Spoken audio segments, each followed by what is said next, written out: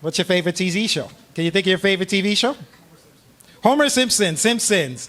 And when you look at The Simpsons, what usually is present in The Simpsons? What do you have in The Simpsons usually? Cruelty. Well, yes, of course, cruelty. Yeah, when The Simpsons starts, normally you have what? What are you dealing with? Is something already happening when the story starts? Where are The Simpsons usually at the beginning of the story? On the couch, at the dinner table. That's what we call their ordinary world. Their ordinary world, their basic life that happens every day. This is what I'm dealing with. The kids are fighting at the table. Marge is telling Homer something that he's not paying attention to. Homer's thinking about peanuts, something like this. So this is the characters that they are every day. But suddenly, they're presented with a problem. And this problem is called the call to adventure. Now, a call to adventure can usually happen in one of two ways. The person immediately says, yes, let's go. Or the person says, no, I really don't want to be bothered with this. Most of the time, the person usually says no. And later on, there is a mentor that needs to coax them out and force them to kind of deal with this problem. Okay, so quick quiz. Little Mermaid, who's seen it? What's Ariel's ordinary world? Under the sea. Don't ask me to sing, I'm not going to. But under the sea is her ordinary world. And she wants to cross that threshold into a special world. However, if you are on the hero's journey, you usually can't do this alone. You need a mentor to help you. Who was Ariel's mentor? Not necessarily a good person, yes? Ursula. Mentor does not have to be good. Mentor just has to push them out of the ordinary world that they're already in. Okay? So, we'll talk about Rapunzel. Who was Rapunzel's mentor? Who gets her out of the tower? Do you remember? Flynn, yes, Flynn Rider. Or Eugene. I prefer Eugene. I like Eugene better. But this is the person who forces them to cross the threshold and leave their ordinary world. Once they have left their ordinary world, this is when their training and their tests start to begin. And this is why I might have to ruin Disney for you. Because once your character crosses the threshold, if they are not consistently tested, if they don't grow through the testing, then the story is not quite good enough. People are going to feel as if there's something lacking in the story. They need tests. They need allies. They need enemies. They need to suffer. The more they suffer, the better a story it is. Sorry, you have to make your characters suffer. If they attain their goals too easily, then the story is not going to be engaging for listeners. If you watched the Disney film and you felt betrayed, like, oh, that was too easy, oh, they got to their goal too quickly, this and that, it's because at this point, the characters did not have enough tests to change them, or didn't change enough through the test sufficiently for you to be satisfied. Okay? Again, if you make the test too difficult and the character can't succeed, that's also why they need allies. The allies are the person that prompt them to go through the test, because they may not necessarily have the abilities on their own to do it. They would need to learn them from an ally. Perfect example, think, I'm going old here, Anastasia from Fox. Princess Anastasia does not know enough about her past to be able to become the princess that the person who found her knows her to be. She needs an ally to help her figure that out. Enemies. Why is Mother Gothel Rapunzel's enemy? Does she have a reason? Does she have a reason? Yeah, she does. If an enemy does not have a good enough reason to be an enemy, if they're evil just because, which is some of the characters' motivations, like 101 Dalmatians, I want a dogskin coat. Yeah, okay, why? Why do you want a dogskin coat? Why is that so important to you? Okay? If the enemy in a story has a motivation that's superfluous or not in direct contrast to the main character's desire, then you might be a little bit cheated by the enemy as well. Okay, innermost cave. Character is getting close to their goal. Rapunzel is getting close to her hometown. By this point, your character, your main character, should have a strong relationship with whoever is traveling with them. Okay, this point is right up before the ordeal where they have a serious challenge that tests their mettle. Again, gonna ruin Disney for you. When the character usually has their ordeal or their biggest challenge, what happens in Disney? Do they succeed or do they fail? Oh no, They sing.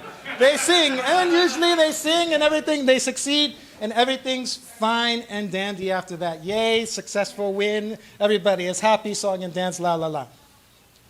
Better stories allow for characters to fail the ordeal, to fail their most challenging event and learn something from the failure. In these stories, characters don't have to succeed. They could run away. They could choose not to face it. The main point of the ordeal is not the character's automatic success, but that they learn something from going through the ordeal. Okay? This is where I get a little annoyed with this story because Rapunzel actually does not succeed in her ordeal. She fails and she ends up being chained up by Mother Gothel. Somebody else has to save Rapunzel, which is why I'm a little bit annoyed with this film. What happens at the end of Rapunzel? Anybody remember? What happens? Eugene cuts her hair. Why is that bad? Why is that bad? Because it's perfect hair. Yes, that's one of the reasons why it's bad. The second reason is because it takes initiative away from Rapunzel. Rapunzel is supposed to be the one who grows and changes through the story. Rapunzel should cut her own hair. Eugene cuts her hair, therefore taking away Rapunzel's opportunity to grow. He forces her to grow when she may not necessarily be ready. So, fail on Disney, sorry. Okay? So, despite this, everything's happily ever after. They go back, they get married, blah, blah, blah, blah, blah. The unfortunate thing about this is where Rapunzel has not grown. She's basically grown because of Eugene, so now her fate is kind of tethered to Eugene. She's grateful to Eugene for what he has done. So she's stuck with him. She has to grow on her own, hopefully in Rapunzel 2. I didn't see Rapunzel 2, so I don't know, but maybe she's got that opportunity a little bit later on. Main point I'm trying to get at is when you are watching any Disney film, when you are watching any children's movie, you need to watch for these steps in the cycle, and you need to watch for how your character grows, especially if you want to look for positive role models for your children. When you are looking at new films, when you're looking at new characters, when you're looking at new events, you should not necessarily be looking at who the characters are or where the setting is or anything like that. What you should be looking for and looking at are these story points. Who is the character at the beginning? Who are they at the end? Who are they friends with? How have they grown and changed?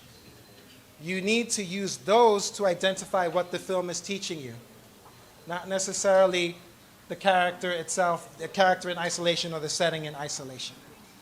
Okay? At the end of this film, if you are able to say, or your child is able to say, the moral of the story is this because the character grew in this way, then that's usually a pretty successful story or a pretty successful film. If your child or you are not able to say that, maybe you should kind of think about not keeping this film or this story in your library. Because whoever created it may not be able to vocalize it. If you can't vocalize it, chances are they can't either. Or if you can, and you think, oh, this message is really not good, then you should probably take those things out of your collection. Because this story structure is there, but it's invisible to children. They've not been directly taught it, so they don't know it. So what's happening is they're internalizing the message without understanding why. They don't know that these steps are crafted to lead people to this conclusion. You know, because you're parents, some of you, so you can help them out with that. So essentially, what I'm saying is, and I'm going to end here, so to open up for questions, is that if you have knowledge of the hero's journey, you can very effectively look at movies with your children, help them work through the morals, and be a better moral guidance system for them as they grow into adulthood. Okay? And if there's something that you don't understand, or they don't understand, by looking for these story beats and looking for these components to the hero's journey, you can help them understand it. And that's it for me. Okay. How much time do I have left? Oh, you got loads. Oh, okay. So questions now. Okay. Anybody? I'm just going to field questions, but because we're recording this on YouTube later, and this mic is basically connected to the camera, I'll repeat the questions just in case anybody wants to go. But anyway, anyone got any questions for Fred? So how common is the story structure across cultures? How common is the hero's journey story structure across cultures?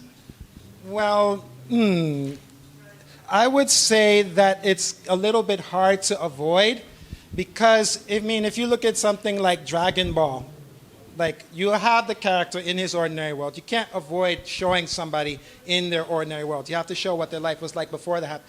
Let's take Dragon Ball, for example. Goku, baby Goku, living with his grandpa in the mountains. Who shows up? Who's his mentor? The original, Bulma. Bulma has to pull him out of the ordinary world, and then he meets tests, he has allies, he has enemies, and he grows and changes. And Dragon Ball is better for this than Z, because each of the unique characters in Dragon Ball has their own story arc. Bulma wants a boyfriend. Yamcha wants to be stronger. Goku wants to be, I forget what Goku wants. He's always the most forgettable. He ends up marrying Chi-Chi. That's the end of it. But each of the characters does have an arc or something that they want. Okay, so yeah, it's transferable across different cultures. Depends on which one. Okay, I think that, well, I'll have to think a little bit more. But if you have an example of another one, yeah, maybe I could take a look at it. But I do have seen it in Japanese story structure too. Okay? Excellent. Any other questions? Okay, Marika, over there. What's your favorite story? And how does the structure apply to it? What's my favorite story? That's so hard because I have so many. Paranorman is one of my favorites. Maybe many people have not heard of Paranorman, but it's a boy that around Halloween he starts to be able to see ghosts. And he wants to avoid this power to see ghosts because everybody bullies him and regards him as a freak, but the ghosts are the only person he can help. And he lives in a town with a witch who haunts the town every year, and he has to read her a bedtime story so that she doesn't haunt the town. He fails, and she starts haunting the town. And then they come to realize that she's a ghost. Can I ruin this? Oh, man. No, I won't ruin it for you. Okay, but Paranorman's my favorite story. Check it out. It's claymation film. Okay. Any more questions? Yes, sir. Can you think of a good story that doesn't follow this kind of structure and still works? Are there any good stories that doesn't follow the hero's journey structure and what works for you? Good stories that don't follow the hero's journey structure and work. Well, Tarantino breaks these kind of rules a lot in stories like Pulp Fiction, and his stories still work. Because you're getting everything piecemeal. There's still growth of his characters, but he's spread out amongst all of these different characters, so you're getting snippets of the story from each of them. It doesn't follow that story structure, but it still works. Okay? Because he's working from point of view and only having this point of view, so only knowing this. And only having this point of view, so only knowing this. And then at the end, there's one character that grows, but that's because he's pieced together everything else from all the other characters in this story. So, does that answer your question? Okay. So this story structure is incredibly common. It's everywhere throughout the canon of literature. What do you think about it makes it so appealing to writers? Because it's our story. That's what we do. Like, if you think about it, for those of you that are military, was your ordinary world always Okinawa? You came from somewhere else. You had a mentor that brought you here. You've dealt with test allies and enemies, and you are growing in the process. It's our story. That's why it's so easy to write. Pete, the other thing that you should be careful about with story is that stories are a reflection of the creator. They cannot hide who they are. So certain stories, if you see certain reoccurring tropes in the story, that's a reflection on the creator. Okay, a very good example would be Jeepers Creepers. Jeepers Creepers is a story about a monster that only hunts men. And it's reflective of the predilections of the director. If you look at it carefully, the guy who directed that film went away for pedophilia later. And one of the victims in his story was a young boy. He could not hide that part of himself in this story. It came out. And that's the way it is for most storytellers. Their storytelling essence comes out when they are writing or creating stories. They can't hide it, because that's the only place they can be honest. Okay? Okay. Cool. Any more before we wrap up for the section? Was that right? Okay. I guess two mini questions. One's a follow-up. Would you say the film It Follows is similar in the way you describe Jeepers Creepers? And I don't know if you're familiar with It Follows. It's a horror film. I know it, but I haven't seen it. So skip that one. For the films that fulfill your test, this test, are there other redeeming qualities that are worth sort of keeping in mind or finding value in? Art style, other kinds of representation, inclusion? Well, some of them are just fun to watch. I mean, my guilty pleasure is bad horror. I just finished watching Jason X last night. Sorry. It's very bad horror. But, sometimes bad movies or bad storytelling have really great dialogue. Like, again, Quentin Tarantino is one example that he doesn't follow the story structure, but his dialogue is amazing. He's a very good scene setter. He's a very good, okay, look at this scene in Glorious Bastards. And what I'm thinking of is the scene where they've got the soldiers captured and the dialogue that they talk there. Great dialogue. Great dialogue in Django. Great dialogue in Pulp Fiction. Great dialogue in From Dusk Till Dawn. Great. Not a great example of Hero's Journey story structure, because those characters are pretty much unchanged by the end. Seth Gecko has learned nothing except maybe how to get more money. Okay, so, but when it's done well, it's kind of sneaky. Jennifer's Body. Have you seen Jennifer's Body? Jennifer's Body is a story about toxic friendship hidden in a horror movie. So if you take away all the horror elements and look at the relationship between Needy and Jennifer, that is a toxic friendship.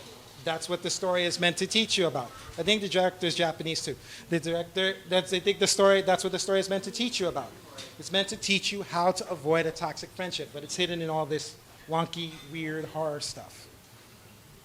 But you see it, because at the end of that story, the girl challenges her friend and says, "You were never a good friend, and this is why." And it took her all those tests and challenges to realize that. Okay. Okay. Right, okay, we're going to wrap this one up here. Thank you very much, Fred. Thank you.